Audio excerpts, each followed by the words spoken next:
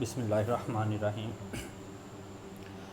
तो थर्ड वाला ऑपरेशन पढ़ रहे थे जिसमें आइसोथर्मल रिवर्सिबल कंप्रेशन होती है। उसमें हम यहाँ इस नतीजे पर पहुँचे थे कि delta E is equal to Q1 minus W3 है, और माइनस इसे दूसरी साइड पे ले जाएंगे तो ये minus Q1 is equal to minus W3 हो जाएगा। Minus Q1 is equal to minus W3 is equal to, ये हमने फर्स्ट लॉ ऑफ थर्मोडायनामिक्स के रिवर्सिबल प्रोसेस में देखा था कि RT1 जो टेम्परेचर है वो तो आइसोथर्मल है, कांस्टेंट है, लॉग नेचुरल V4 जो वॉल्यूम यानी कम हुआ है, और V3 जहाँ से कम हुआ है। उसके बाद देखें बच्चों, ये आ गई है यानी तीसरे वाले ऑपरेशन का वर्क डन आ गया है, इक्वेशन नंबर 3 है। अब है लास्ट वाला ऑपरेशन जिसे फोर्थ ऑपरेशन कहेंगे। इसमें भी कंप्रेशन होगी लेकिन एडियाबैटिक होगी। द गैस जिसका वॉल्यूम V4 है और उस वक्त टेम्परेचर T1 है, डी वाली स्टेज पे पहुंच चुकी है। इस डी वाली स्टेज पे ये देखें, ये डी वाली स्टेज पे पहुंची हुई है। यहाँ इसको कंप्रेस करेंगे, दोबारा ए पे लेके आएंगे। इस compressed adiabatically mean temperature change, heat ना गेन होगी ना एब्जॉर्ब होगी, सारे सिस्टम को इंसुलेट किया हुआ है। ये सारा सिस्टम इंसुलेट किया हुआ है तो टेम्परेचर जो है इसका चेंज हो सकता है लेकिन हीट गेन एब्जॉर्ब नहीं हो सकती। तो ये अब क्या कर रही है, कंप्रेस कर रही है। तो कहाँ से कंप्रेस होगी, किस वॉल्यूम पे है, वॉल्यूम V4 है। V4 से ये कम होकर अगेन V1 वाले वॉल्यूम पे आ जाएगी। ये डायग्राम बनाई हुई है, ठीक है। और टेम्परेचर भी चेंज हो जाएगा इसका until it regains the original state, अपनी ओरिजिनल स्टेट पर आ जाएगी। यानी इसका वॉल्यूम जो होगा वो दोबारा V1 हो जाएगा और उसका टेम्परेचर T1 से दोबारा T2 हो जाएगा। वर्क डन, अब इस स्टेज पे वर्क कितना होगा, in this step work is done on the system. अब सिस्टम के ऊपर वर्क हुआ है, इस वजह से इसके साथ नेगेटिव साइन आएगा। नेगेटिव साइन इसलिए आ रहा है सिस्टम वर्क कर रहा है, ठीक है। If it is denoted by, for example यहाँ जो वर्क हुआ है वो W4 है, तो हम कहेंगे कि delta E is equal to Q1 minus W4 है। अब Q1 तो ज़ीरो है, उसकी वजह यह है ना हीट गेन हुई है ना एब्जॉर्ब हुई है। इसका मतलब है delta E is equal to minus W4 आ जाएगा। Delta E is equal to minus W4, और हमें पता है minus W4 first law of thermodynamics के मुताबिक अगर एडियाबैटिक प्रोसेस और रिवर्सिबल है तो उसका W4 जो है W4 delta is equal to minus W4 आ गया है। तो उस डेल्टा E जो है डेल्टा E वो इक्वल होता है CV T2 minus T1। Final temperature T2 पे पहुंचा है और इनिशियल T1 था। ये वाली एक्सप्रेशन है, इस एक्सप्रेशन को यहाँ पुट करेंगे। यहाँ पर delta E is equal to minus W4 और माइनस W4 डेल्टा E के इक्वल है, तो हम माइनस W4 डेल्टा E की वैल्यू लगा देंगे। माइनस W4 डेल्टा E इसके इक्वल है, इसकी वैल्यू है CV T2 माइनस T1, यानी डेल्टा E की जगह उसकी वैल्यू लगाई है। तो ये इक्वेशन नंबर 4 है जो एडियाबैटिक कंप्रेशन को बता रही है। नेट वर्क डन कितना होगा इस पूरे साइकिल में, पूरे साइकिल में जो नेट वर्क डन होगा वो ये होगा, चारों वर्क डन को आप ऐड अप कर दें तो इक्वेशन नंबर 1, 2, 3 और 4 को हम ऐड अप कर देंगे। इक्वेशन नंबर 1 है RT2 log natural V2 over V1। Equation number 2 थी CV, ये इक्वेशन नंबर 2 थी। इक्वेशन नंबर 2 जो है वो ये है CV T2 माइनस T1 है, प्लस करेंगे RT1 log natural V4 over V3, और क्योंकि ये माइनस साइन के साथ है तो प्लस माइनस माइनस हो जाएगा CV T2 माइनस T1, तो ये इससे कैंसिल हो जाएगा। C2 ये वाले दोनों टर्म्स, इन दोनों में कॉमन RT नहीं कॉमन ही लेंगे, लॉग इस बाकी क्या रह जाएगा RT2 log natural V2 over V1 plus RT1 log natural V2 over V4। तो ये टोटल वर्क डन आ जाएगा जो एक साइक्लिक प्रोसेस में हुआ है कार्नेट इंजन में।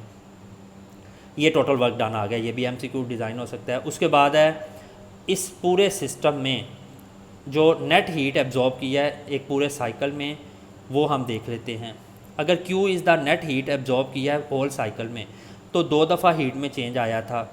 2 दफ़ा एडियाबैटिक प्रोसेस हुआ था, आइसोथर्मल प्रोसेस हुआ था। तो 2 दफ़ा हीट, एक दफ़ा गेन हुई थी, एक दफ़ा रिलीज़ हुई थी। तो टोटल हीट जो है Q2 जो उसने गेन की थी पहले स्टेप में, और Q1 थी, ये देखें इधर Q2 जो उसने पहले स्टेप में गेन की थी, और Q1 जो आखिरी वाले स्टेप में उसने सिंक को दी थी। इसके दोनों का डिफरेंस जो होगा, ये Q हीट अब्जॉर्ब किया है और ये Q1 जो एंड पे सिंक को यानी सराउंडिंग को दे दिया है। तो दोनों का डिफरेंस वो हीट है जो इस इंजन ने इस्तेमाल किया वर्क डन करने में। Q हीट वो है जो इसने इस्तेमाल किया वर्क डन करने में, बाकी जो उसने अब्जॉर्ब की थी वो Q2 थी और जो बाकी बच गई थी जो रिलीज़ कर दी थी Q1 थी। ये Q is the heat absorb by the system और Q1 इज़ द हीट जो गी है सिस्टम को आखिरी वाली स्टेज में। इक्वेशन नंबर 1 और 3 की वैल्यूज़ यहाँ पुट करते हैं। Q2 RT2 log natural V2 V1 के इक्वल है, माइनस Q1 जो है वो इक्वल था माइनस Q1 जो है वो इधर इक्वल है। इक्वेशन नंबर 3 को हम देखें तो RT1 log natural V4 over V3 के इक्वल है। ठीक है, तो देखें उसके साथ माइनस साइन भी है Q1 के साथ, यहाँ देखिए माइनस साइन भी है Q1 के साथ, तो इसलिए उसकी as such value plus sign के साथ ही लिखी जाएगी। ये पूरी माइनस Q1 की वैल्यू है, ये plus RT1 log natural V4 over V3। ठीक है, तो log natural RT2 log natural V2 और V1, इसका साइन अगर हम चेंज करें माइनस करें तो ये RT1 ये रिवर्स हो जाएगा, ऑर्डर V3 ओवर V4 आ जाएगा। अब ये भी MCQ बन जाता है कि टोटल जो हीट एब्जॉर्ब हुई है वो इसके इक्वल है, इक्वेशन नंबर जो 5 है। अब नेक्स्ट देखें, अकॉर्डिंग टू द एक्सप्रेशन जो एडियाबैटिक जब चेंजेस होती हैं तो उसके मुताबिक इनिशियल टेम्परेचर और फाइनल T2 ओवर फाइनल और initial T2 over T1 is equal to adiabatic का जो एक्सपेंशन हुई थी उस वक्त क्या हुआ था, टेम्परेचर T2 आया था और पहले टेम्परेचर था T1, पहले टेम्परेचर T2 था बाद में T1 हुआ है और पहले वॉल्यूम V3 था बाद में एक्सपेंड होकर V2 हो गया है। ठीक है, तो इसकी पार है गैमा -1।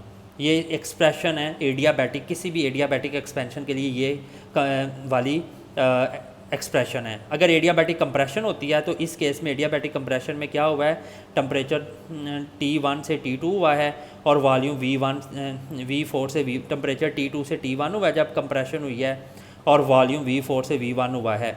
ठीक है, हमने देखा था वॉल्यूम जो है वो V4 से कितना हो गया था V1 और टेम्परेचर जो था वो चेंज हो गया वो भी। तो ये दोनों सेम पार्स के साथ हैं, पार वही है गैमा -1 है तो कैंसिल हो जाएंगी। हम कहेंगे T2 ओवर T1 को इक्वल करना है T2 ओवर T1 के, तो इस ये T2 over T1 over T2 reverse है, तो दोनों को इक्वल करने के लिए इसको सारे को ऑर्डर को रिवर्स कर देंगे। तो हम कहेंगे V3 over V2 T2 over T1 V3 over V2 के इक्वल है इज़ इक्वल टू, इसको रिवर्स कर देंगे तो ये V4 ओवर V1 हो जाएगा। ये वाली एक्सप्रेशन एक्सपेंशन के लिए थी, जनरल एक्सप्रेशन है एडियाबैटिक एक्सपेंशन के लिए, और ये कंप्रेशन के लिए थी। ये जो T1 T2 ये सारे इनिशियल और फाइनल टेम्परेचर्स और वॉल्यूम है जो आप ये वाला जो केस है इससे देख सकते हैं वॉल्यूम्स और टेम्परेचर्स को। तो फाइनल फॉर्म आ गई है कि volume V3 over V4 is equal to, हम V3 के नीचे V4 लेंगे क्रॉस मल्टीप्लाई करके और V2 के नीचे V1 ले आएंगे। Therefore substituting the values of V3 over V4 in equation number 5, equation number 5 में V3 और V4 की वैल्यू पुट करें तो V2 ओवर V1 के इक्वल है। तो Q किसके इक्वल है, RT2 log natural V2 over V1 minus RT1 log natural, इधर भी V3 ओवर V4 की जगह V2 ओवर V1 करेंगे तो ये दोनों कॉमन ले लेंगे। Log natural V2 over V1 common ले लिया तो R भी कॉमन ले लिया दोनों में से, तो क्या रह जाएगा T2 माइनस T1। ये एक्सप्रेशन नंबर 6 जो है ये बता रही है कि कितनी हीट जो है वो एब्जॉर्ब होगी एक कंप्लीट साइकिल होने में जब वॉल्यूम V1 से V2 हो जाएगा। अब हमने इसमें एफिशिएंसी कैलकुलेट करनी है कि इस इंजन की एफिशिएंसी कितनी है। तो टोटल वर्क डन जो है वो इक्वल है जितनी हीट एब्जॉर्ब हुई है, और W is equal to RT2 minus T1 log natural V2 over V1, यही हमने देखा था कि टोटल वर्क डन इसके इक्वल आ रहा है। ठीक है, तो वर्क डन किसके इक्वल है, RT2 माइनस T1, टेम्परेचर में इतना चेंज हुआ है लॉग नेचुरल, ये अभी ऊपर हमने फाइंड आउट किया टोटल वर्क डन। और हीट कितनी एब्जॉर्ब की है, Q की है। टेम्परेचर कितना था T2 जब उसका हाई टेम्परेचर था, तो वो किसके इक्वल है, Q2 is equal to RT2 log natural V2 over V1। ठीक है, जो हीट सप्लाई हुई है वो ये इसके इक्वल आई है ये वाली एक्सप्रेशन में, जो सबसे इक्वेशन नंबर 1 है वहाँ से ये वैल्यू ली है। दोनों को डिवाइड करते हैं क्योंकि एफिशिएंसी होती है वर्क ओवर हीट एब्जॉर्ब्ड, तो work over heat absorbed is equal to work की वैल्यू ये वाली जो इधर पुट कर दिया है और हीट एब्जॉर्ब की वैल्यू यहाँ पुट कर दी है। आर से आर कैंसिल हो जाएगा, log natural V2 over V1 से log natural V2 over V2 ऊपर आ जाएगा T2 माइनस T1 के रेजरवायर और सिंक और रेजरवायर में टेम्परेचर का डिफरेंस और रेजरवायर का टेम्परेचर, ठीक है, जो हीट सप्लाई कर रहा है सोर्स का टेम्परेचर, सोर्स और सिंक के टेम्परेचर में डिफरेंस।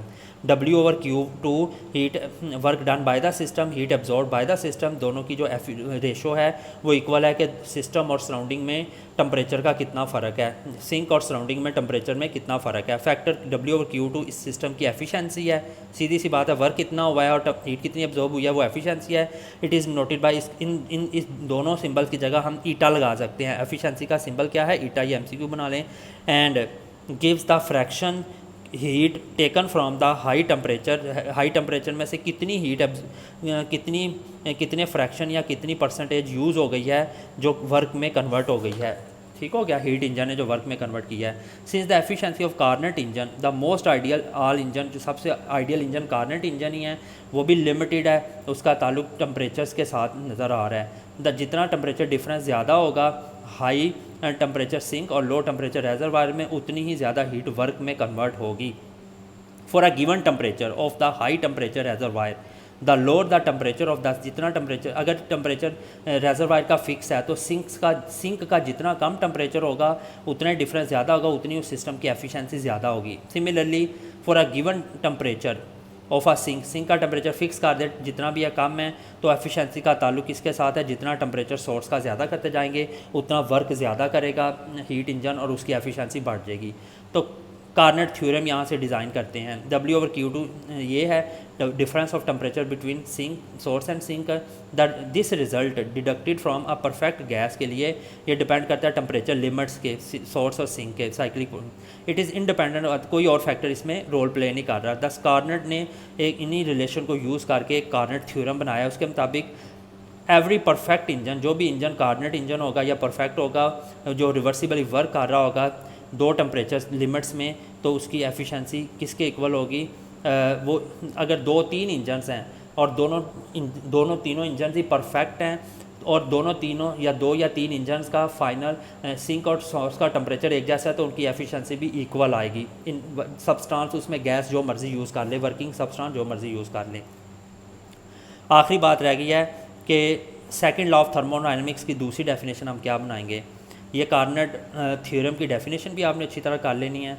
उसके बाद है सेकंड लॉ ऑफ थर्मोडायनामिक्स की दूसरी स्टेटमेंट क्या बनाएंगे, W over Q2 is equal to इसके इक्वल है, तो इस T2 over T2 minus T1 over T2 करेंगे, ये 1 रह जाएगा, T2 over T2 1 minus T1 over T2। तो यहाँ से देखें ये जो एफिशिएंसी है, यानी जो वर्क किया सिस्टम ने और हीट एब्जॉर्ब किया सिस्टम ने, उन दोनों की रेशो कभी भी 1 नहीं हो सकती। 1 में से माइनस ये होगा तो 1 से कम ही आंसर आएगा। तो किसी भी सिस्टम की एफिशिएंसी कभी भी 100% नहीं हो सकती, 1 के इक्वल नहीं हो सकती। इवेंचुअली W ओवर Q2 जो है लेस होगा, ये आंसर लेस होगा 1 से। यहाँ से इक्वेशन से पता चल रहा है कि ये जवाब 1 से कम आएगा। This means that heat transferred by a spontaneous process, जो स्पॉन्टेनियस प्रोसेस में हीट ट्रांसफ़र होती है कभी भी 100% वर्क में नहीं कर सकती कन्वर्ट।